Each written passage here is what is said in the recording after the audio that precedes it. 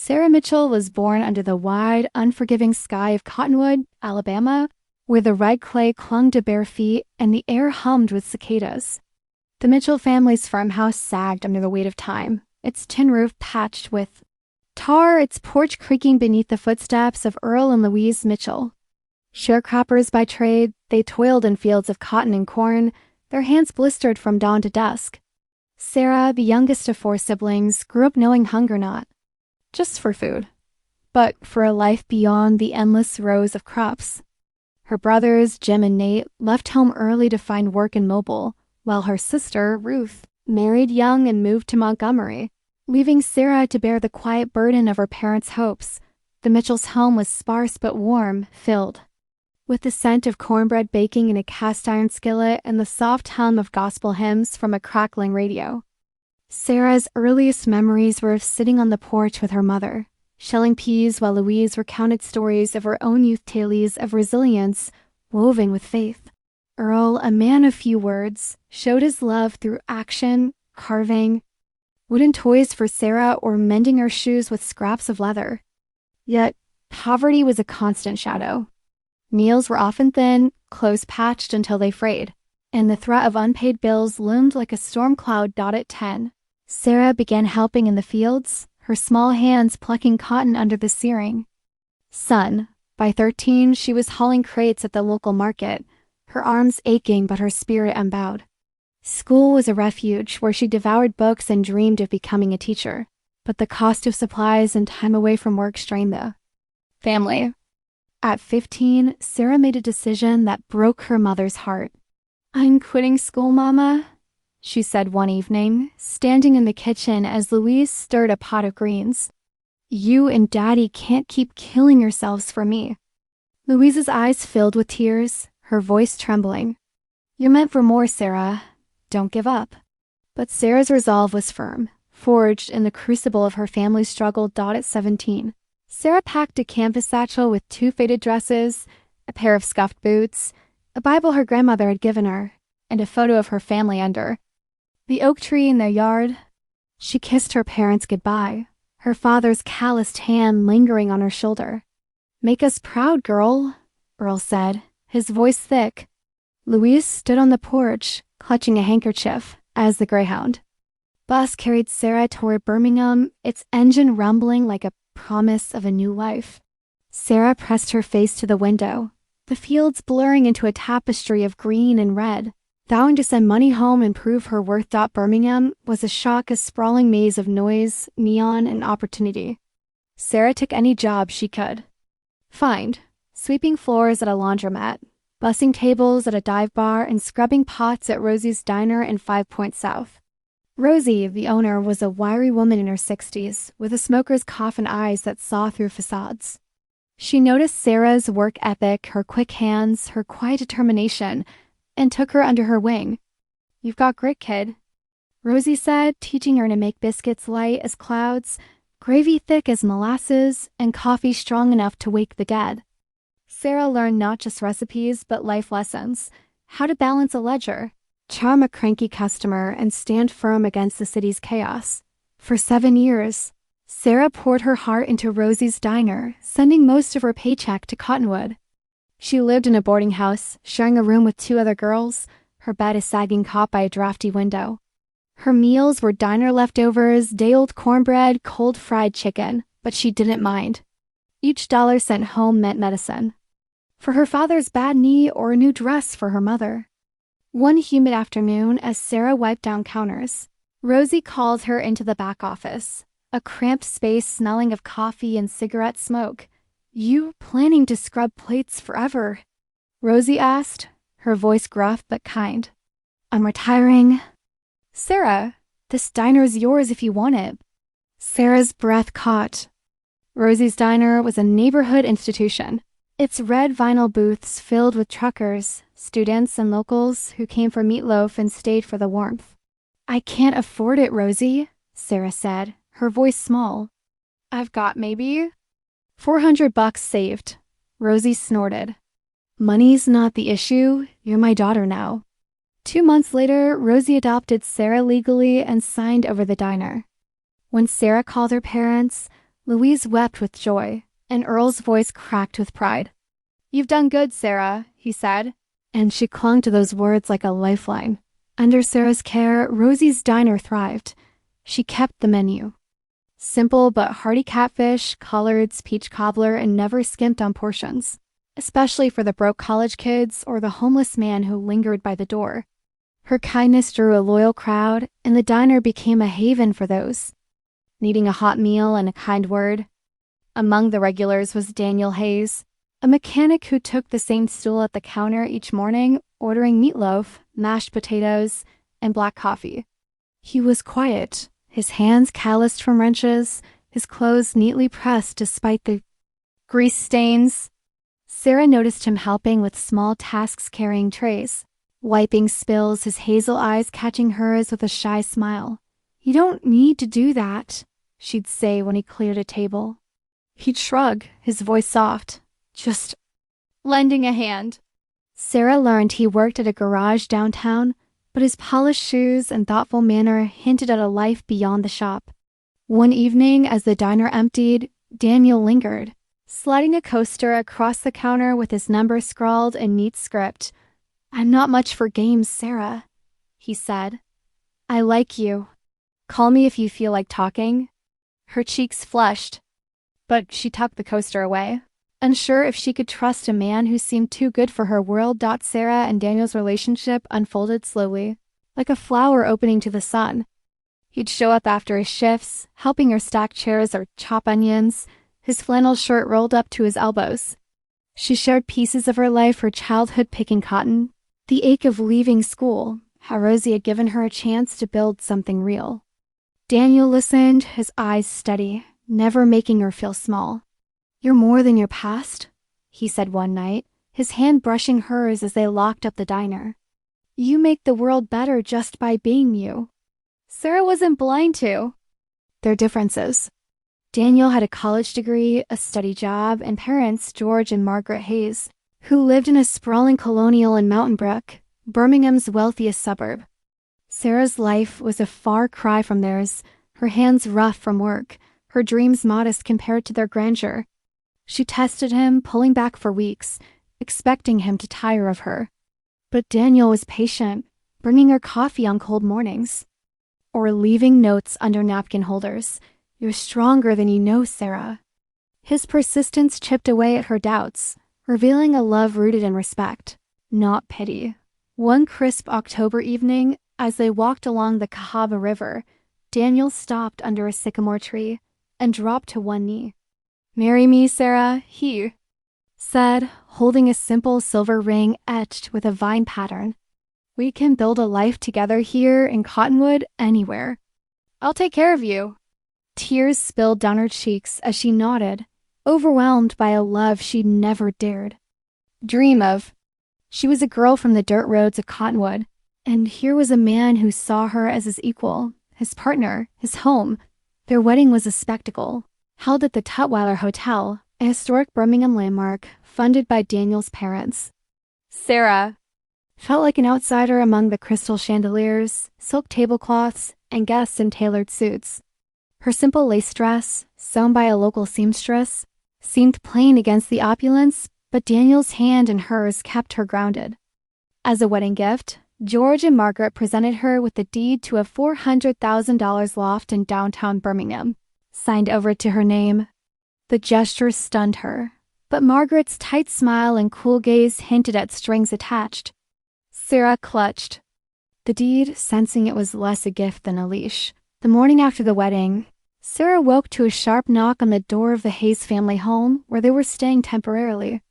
"Rise and shine, dear. This isn't a resort." Margaret's voice cut through the haze of sleep.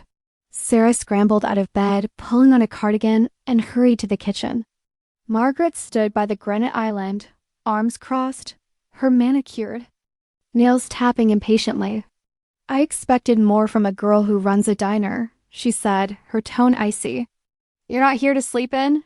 Sarah swallowed her pride, washing dishes and chopping vegetables under Margaret's critical eye. The kitchen, with its gleaming appliances, felt colder than Rosie's greasy grill. Margaret's barbs grew sharper as the day wore on. You think that loft means you've made it? Marrying my son doesn't make you one of us.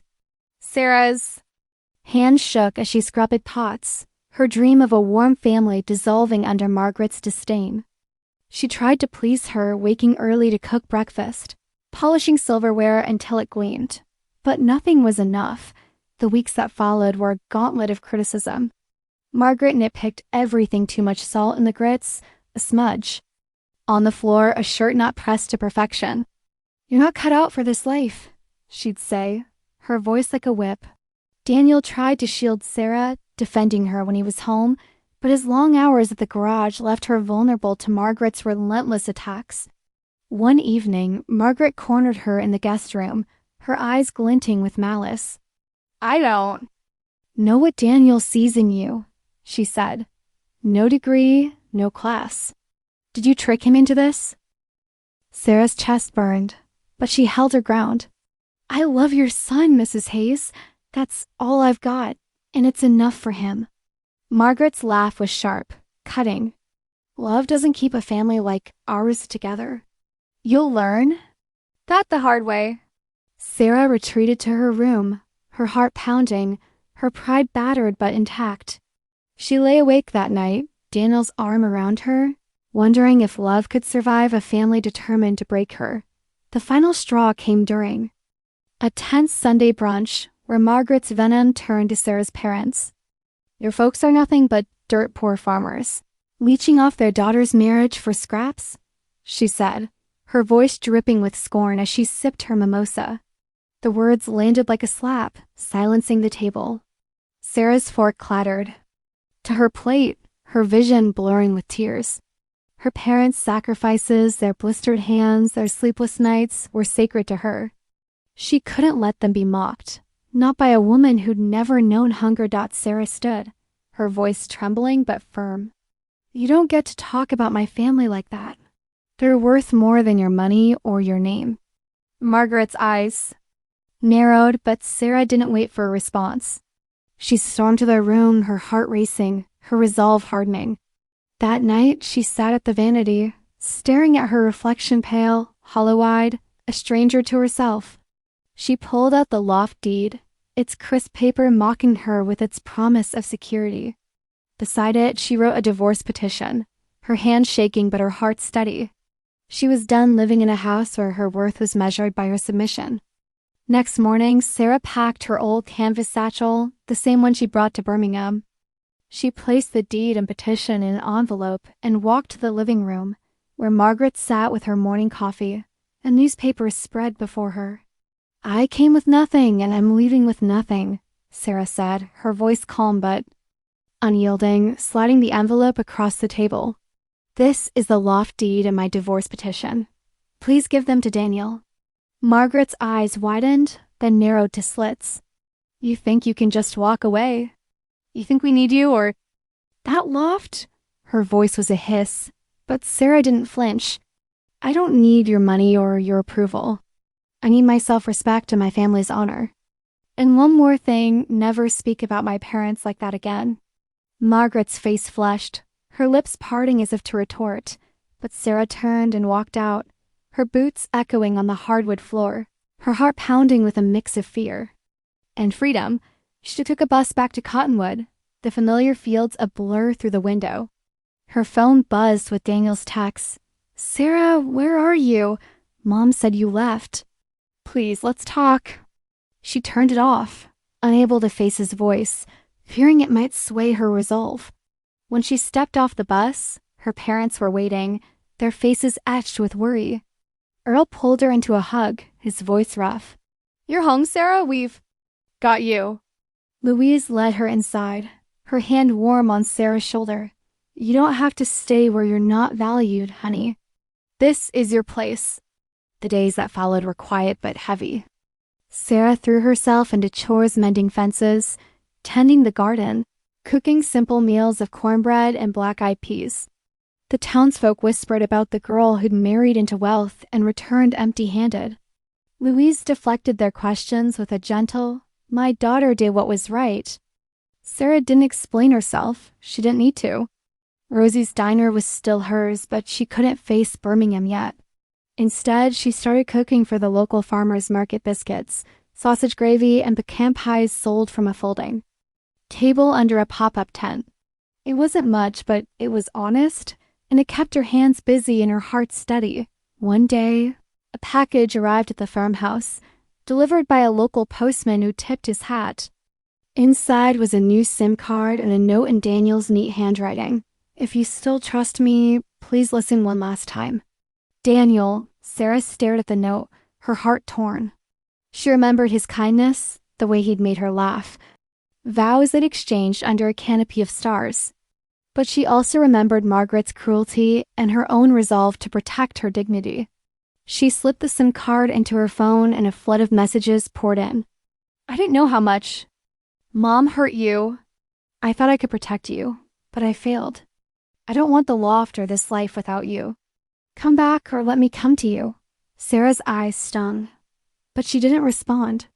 The next morning, as she rolled dough for biscuits, a car pulled up to the farmhouse, its tires crunching on. "The gravel?"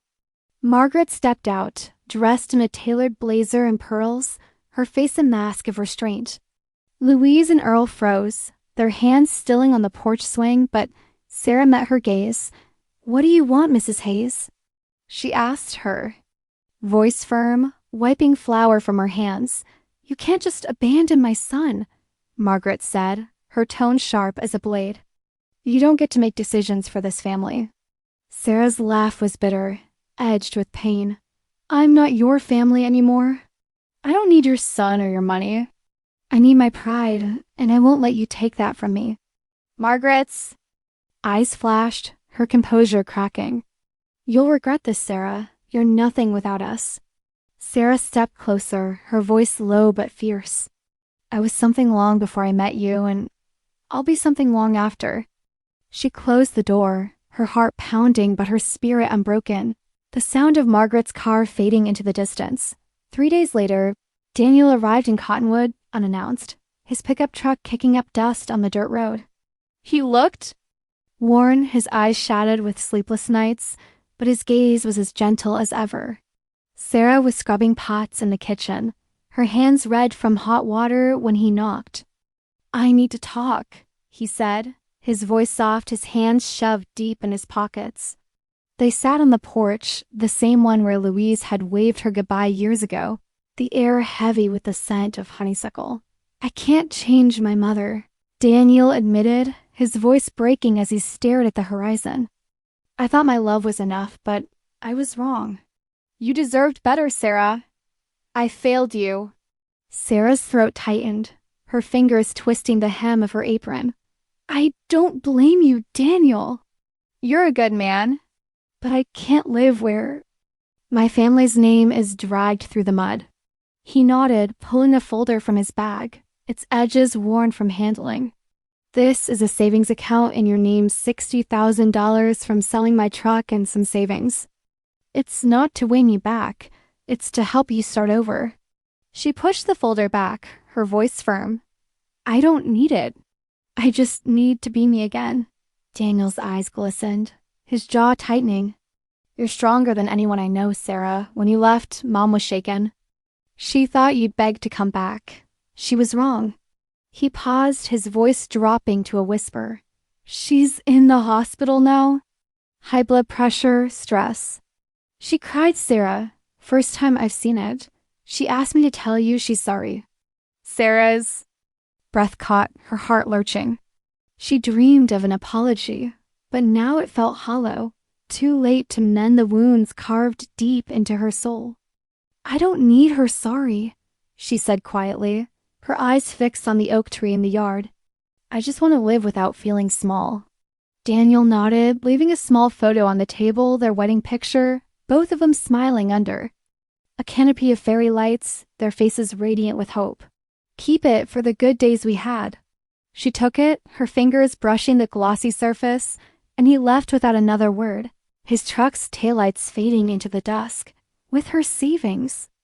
In the small amount Daniel left, Sarah leased a rundown shack at the edge of Cottonwood, its walls weathered and roof leaking.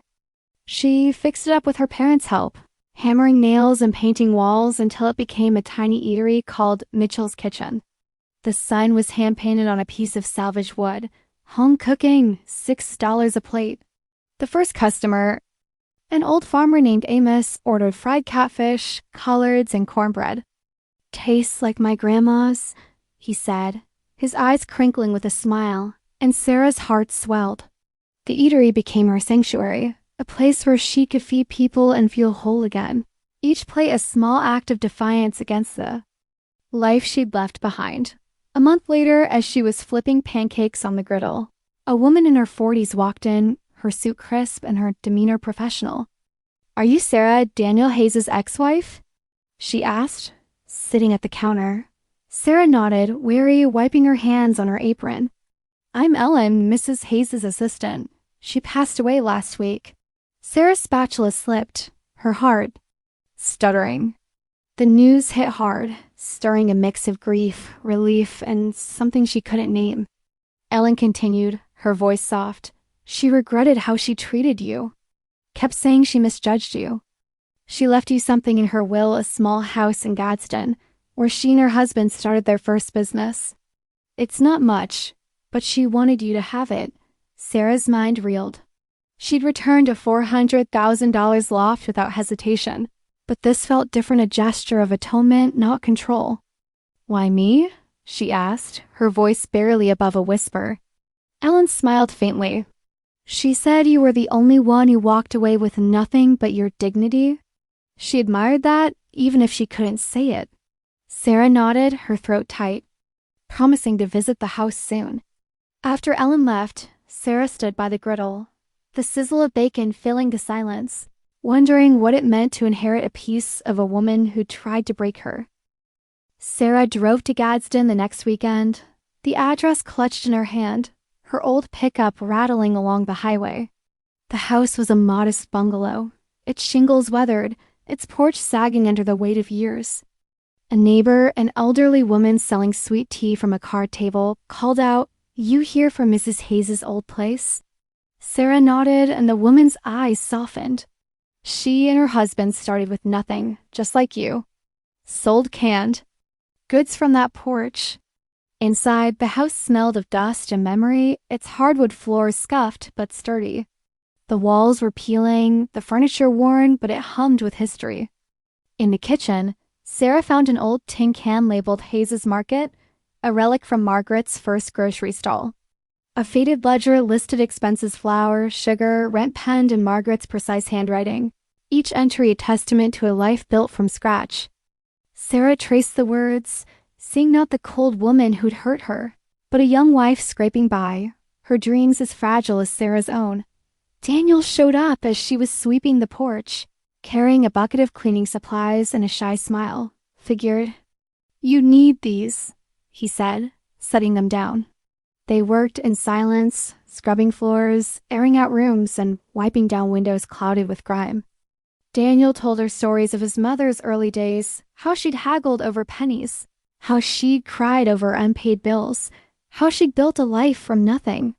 She was tough because she had to be, he said, pausing to wipe sweat from his brow. "But she was wrong about you, Sarah. She knew it at the end." They finished as the sun set, the house glowing with a quiet warmth, its bones strong despite its scars. "What'll you do with it?" Daniel asked, leaning against the porch rail. Sarah looked around, her voice steady. "I'll keep it, not to live in, but to honor what it stands for, a fresh start. Maybe I'll turn it into a community kitchen, feed folks who need it." Daniel nodded, his eyes soft. "If you ever need a hand fixing leaks or painting walls, call me. Not as your ex, just as someone who believes in you." Sarah smiled, tears prickling her eyes. They parted ways under the fading light, the weight of the past lifting from her shoulders. Back in Cottonwood, she threw herself into Mitchell's kitchen, cooking for neighbors and strangers alike. The eatery was small, its 4 tables wobbly, but it was hers, built on her terms. She didn't need wealth or status, just a stove, a table, and the chance to make people feel cared for. Her parents helped when they could, Earl hauling firewood, Louise rolling biscuits, their presence a quiet anchor in her new life. One morning, a woman in her 50s walked in, her demeanor polished but warm, her silver hair pulled into a neat bun. "I'm Carol, a friend of Margaret's," she said, sitting at the counter and ordering a plate of fried chicken. "She told me about you before she passed. Said you were the strongest person she ever misjudged." Sarah's throat tightened. As Carol continued, "I run a nonprofit for single mothers and kids in need. We need someone to cook for our shelter simple, hearty meals. I hear you're the best. Will you help?" Sarah hesitated, her heart torn between her eatery and the chance to do more. "I'll think about it," she said, pouring Carol a cup of coffee. That night, she sat with her parents under the oak tree, pouring out her doubts.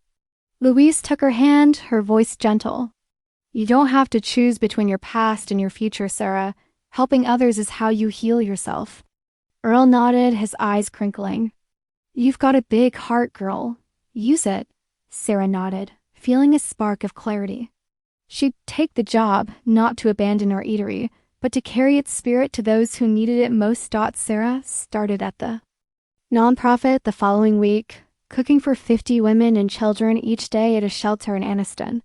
The kitchen was basic 2 stoves, a chipped counter, a sink that leaked, but Sarah made it hum with the aroma of cornbread, black-eyed peas, and apple cobbler. The women were guarded at first, their faces etched with distrust, their eyes darting like prey. Sarah didn't push. She cooked, served, and listened, her apron dusted with flour, her smile a quiet invitation. Over time, they opened up stories of abuse, betrayal, and loss spilled out over shared meals, each one a thread in a tapestry of survival. One woman, Tanya, cried when she tasted Sarah's sweet potato pie, its cinnamon warmth evoking memories of her grandmother's kitchen in Selma. "She raised me when my mama couldn't," Tanya said, her voice breaking. Sarah sat with her, sharing her own story of leaving Daniel and finding her way back to herself. Slowly, the women began to trust her, not just as a cook, but as a beacon of resilience. The shelter became a place of healing, where meals were more than food. They were moments of connection, a reminder that they weren't alone. Daniel visited one evening, bringing a crate of fresh okra and tomatoes from a local farm. He'd taken a job in Mobile, managing a larger garage, but returned to Cottonwood when he could, always with a quiet offer to help. "You're doing something real here, Sarah," he said, watching her serve a line of kids, their plates piled with fried chicken and greens. She smiled, no longer the girl who'd feared his world. "I'm just feeding people, same as always." He shook his head, his eyes warm. "You're giving them hope, Sarah. That's more than food." One rainy morning, a girl named Ella, about 10, appeared at the shelter's door, her clothes soaked, her eyes wide with hunger. She ate silently, devouring a plate of biscuits and sausage gravy, her small hands clutching the fork like a lifeline. Sarah didn't press her for answers, but Ella returned the next day, and the next, her presence as constant as the rain. Eventually, she whispered, "My mom's sick. I collect bottles to buy food." Sarah's heart ached, remembering her own childhood, the nights she'd gone to bed hungry. She started setting aside an extra plate for Ella, slipping in a slice, a pie or a cookie when she could. When Ella's mother, Grace, fell ill with pneumonia and couldn't pay rent, Sarah stepped in. She confronted the landlord, a gruff man trying to evict them from their cramped apartment in Anniston. "You can't take a child without legal grounds," she said, her voice steady, her eyes blazing. The landlord backed down, muttering under his breath, and Sarah brought Grace and Ella to the Gadsden bungalow, setting them up in the spare room. Ella helped in the kitchen, her small hands eager to stir batter or wash dishes, while Grace recovered, folding napkins and sweeping floors to earn her keep, her gratitude unspoken but palpable. Sarah's days grew fuller, split between the shelter, Mitchell's kitchen, and caring for Ella and Grace. She woke before dawn, her hands moving with purpose, kneading dough, chopping vegetables, stirring pots. The work was grueling, but it anchored her, each meal a small victory against the darkness she'd left behind. The townsfolk noticed her tireless spirit, some offering to help with repairs at the eatery, others bringing baskets of produce from their gardens. Sarah accepted their kindness, her heart softening to the community she'd once left behind. A year after leaving Daniel, Sarah stood in the Gadsden bungalow, now a bustling community kitchen called Dawn's Table, named for the hope she found in each new morning. Every Sunday, she opened it to the neighborhood, serving $6 plates to anyone who came fried catfish, collards, cornbread, and pie. The nonprofit job had grown. She was now head cook and mentor, teaching women to cook, budget, and believe in themselves. Tanya opened a food cart in Anniston, serving her sweet potato pies to a growing crowd. Grace got a job at a local cafe, her health restored, her smile tentative but real. Ella, now 11, called Sarah Aunt Sarah and drew pictures of sunflowers to hang on the kitchen walls. Her laughter a melody in the busy space. Daniel returned one crisp fall morning, his hair streaked with early gray, his face weathered from long hours under Mobile's sun.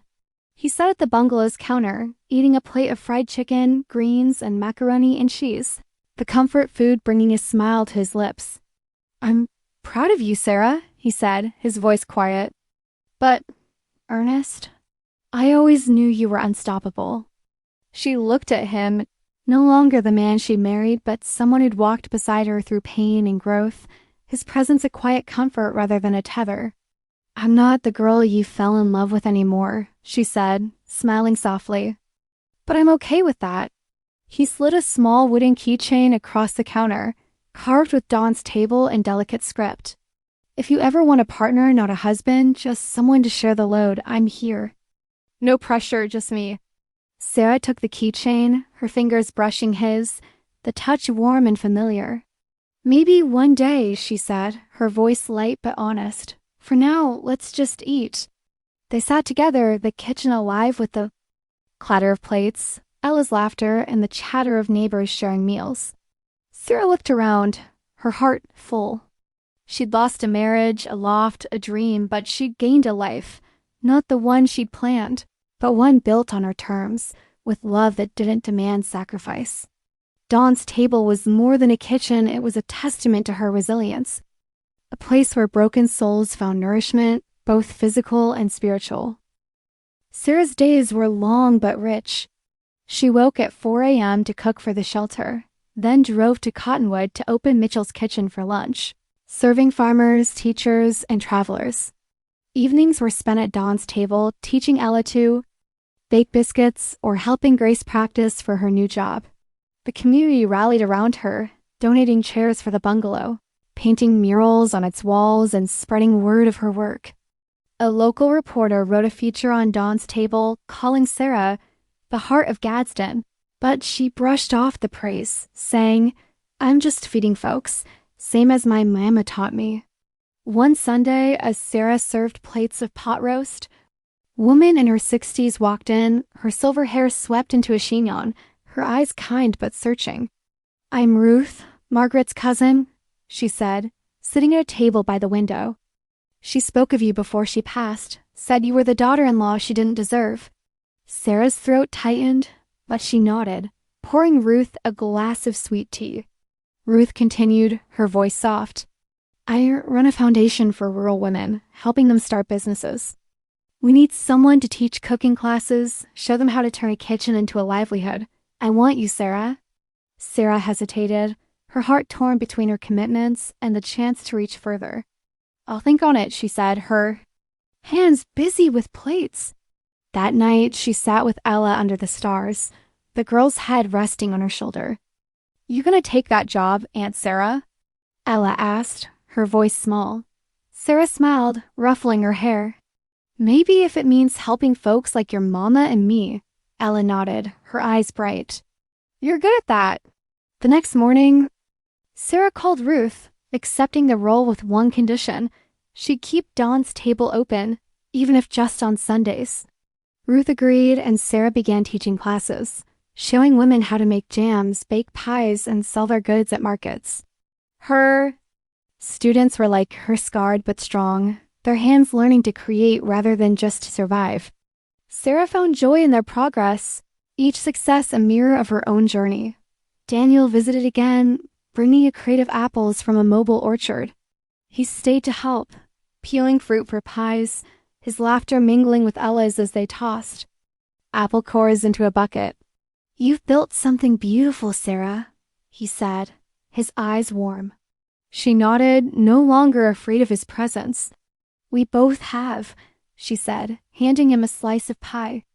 They ate in companionable silence, the past a quiet shadow, the future an open road. Dear readers, Sarah's story reminds us that true happiness lies not in wealth or status, but in the courage to live authentically, to love without sacrifice, and to build a home where all are welcome. If her journey touched your heart, please like, share, and subscribe to our channel, Tales from the Soul, for more stories of resilience and redemption. Hit the bell to stay updated and share in the comments how Sarah's story inspired you. Your support keeps these stories alive. Thank you for being here.